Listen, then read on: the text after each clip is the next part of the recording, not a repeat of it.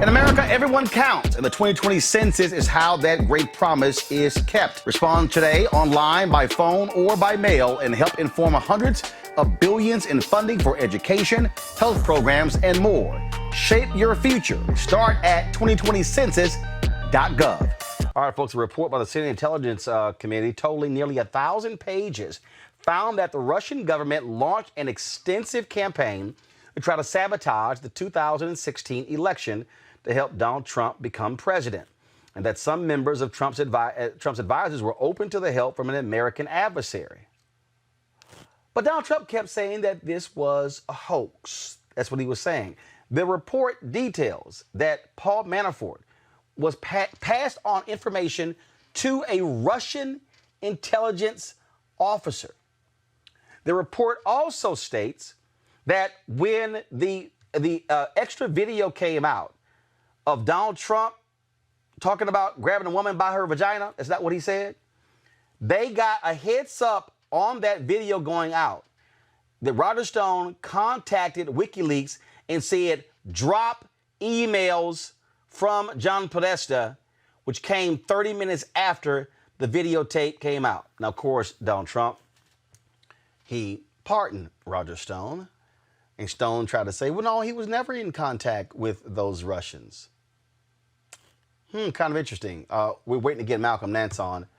Okay, here we go. Thank you. So Malcolm, how you doing, Dan? How you doing, man? Hi, how are you? All right, so Trump kept yelling hoax. This is a report led by Senate Republicans. Richard Burr, North Carolina. Can't call this one a Democrat hit job. No, and let me tell you something, what's interesting about how they formulated this. First off, this is a key component of the counterintelligence report that everyone had been talking about that was missing from the Mueller report. And when we use the word counterintelligence, I want you to understand what that means. The phrase counterintelligence means spy hunting. It means that they are actually looking for links between American citizens or wherever their target is and foreign intelligence officers.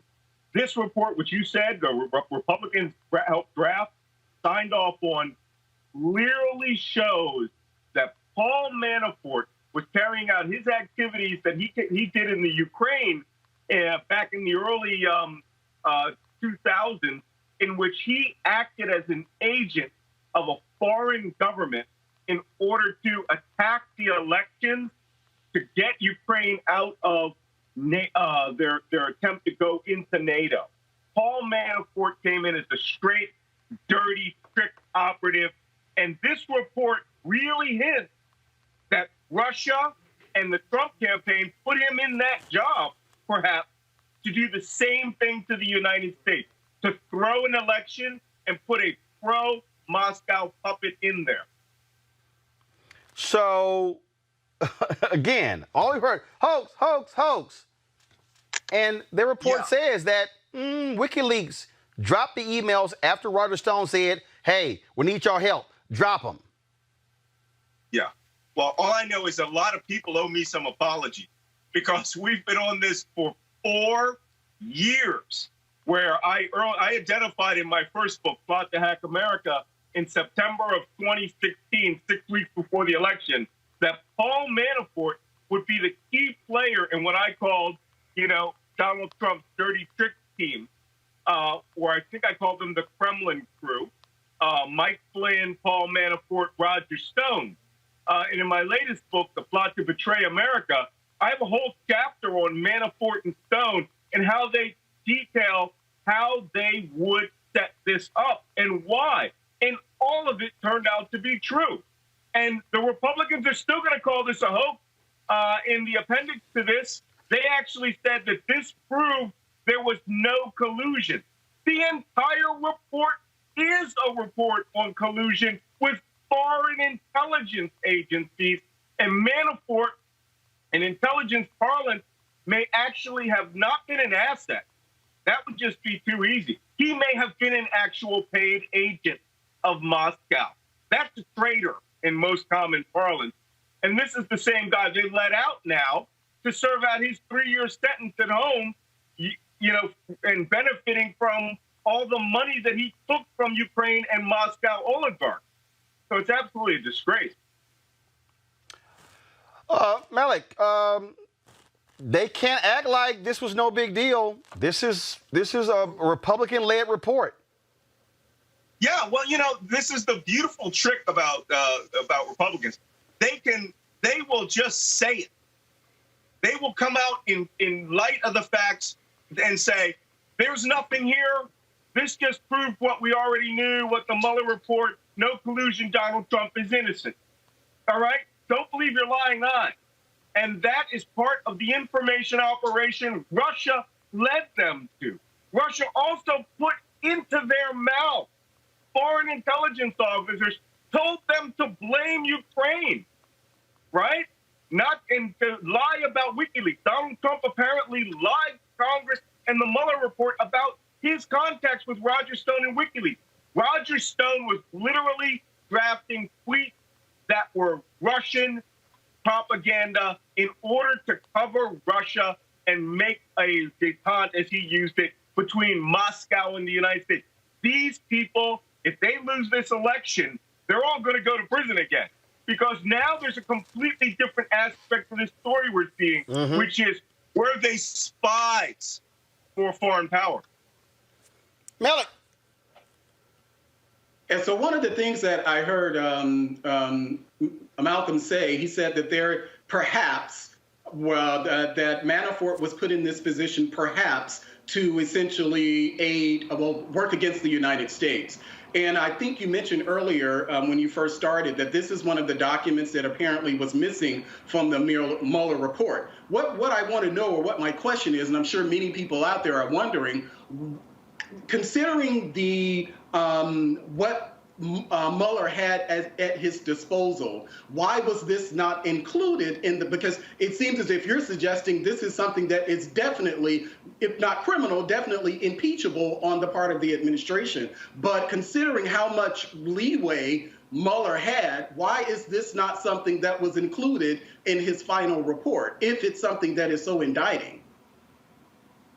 About halfway through the Mueller investigation, I sort of became convinced that Robert Mueller's own sense of decency, his own sense that he was a straight shooter, he would play it with deference to the presidents of the United States and presidential power, that was the reason he was chosen. That's why there was no Republican opposition to him. They knew that when running up against something which would debase the presidency, he would pull his punches. And one of the punches that he pulled, and I mean, everyone screamed about it when the Mueller report came out. And I think the Mueller report itself gave us more than enough information to impeach Donald Trump. But what was missing was what we referred to as the bridge, that key piece of data linking Donald Trump to Paul Manafort's activity. This showed Roger Stone and Paul Manafort, the two guys who ran a consulting company known as the Dictator's Lobby, right? Their job was to get criminals off and to manifest criminal activities to make dictators stay in power. It was incumbent on Trump that Roger Stone and Paul Manafort shut up and that they don't say anything. This part of the report for the Republicans, they can actually say, well, we went along with this. We determined this counterintelligence threat. We've got it out. It's nice and clear. But we're talking, a year after Donald Trump tried to fake and intimidate and extort a foreign power, Ukraine, to come along with a fake investigation of Joe Biden. And that, in turn, led them to start pushing this fake Russian intelligence trope that Ukraine actually hacked our election. That came straight from Vladimir Putin's mouth. He actually said that out loud once. It's a Russian intelligence trope, and literally every Republican today says that. I mean, it's insane. Now these Hill Republicans may have gotten themselves some cover by putting this report out, so that if they lose the election this year, and they're in a minority, they can say that they went along with this and didn't join the treason caucus. Davon, question for Malcolm. No, I have a question. I'm really not the best person on the Russian piece, given how the United States disrupts democratically elected governments around the world. It's Russia doing a more mild version of what it did to Bolivia last year through the Organization of American States, interrupting the election of Evo Morales, who's an opponent to American imperialism. So, you know, it just confirms what Russia is trying to do. They're trying to do a milder version of what the United States has been doing in its foreign policy for many decades. You know, I don't think that that kind of equivalency can be made here, considering that the United States, for all of its faults in the past, and yes, I'm an intelligence officer. I can tell you there's many documented cases where the United States tended to use its influence. All right. When this is all said and done, and I'm saying to you with all sincerity, and for the last 4 years, this is every word we're saying here has been called a conspiracy theory. But let me tell you something. If it worked this time, you may never have the right to say what you just said to me again. All right? If it worked this time, you may find out just how oppressed an African-American man can be on the streets by the police. We are talking the end of the American experiment. So, you know what? What little mischief that we may do by buying TV airtime in Bolivia, or, you know, this isn't Mossadegh in Iran in 1952, right? This is the United States actually becoming under the sway of a foreign power where the leader himself is pushing this nation to dictatorship. And, you know, there's no equivalency here, because that means there will be no one standing by the leftover, even try to stop and correct the wrongs that we ourselves may have done in the past. Kelly. Well, short of voting Trump out, what can we do? What can Congress do? Are there any repercussions or solutions to such treason? Yeah, well, you know, the funny thing is that since we're not in actual war with Russia, the constitutional definition of treason, which, by the way, is the only crime listed in the Constitution in which the crime and the punishment is in there.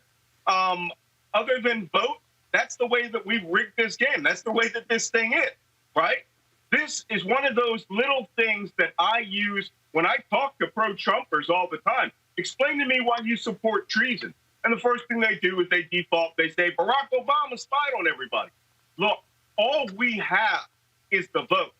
And this is the one time where everyone down at your barbershop and everyone down at, you know, the street who say there's no difference between the two parties.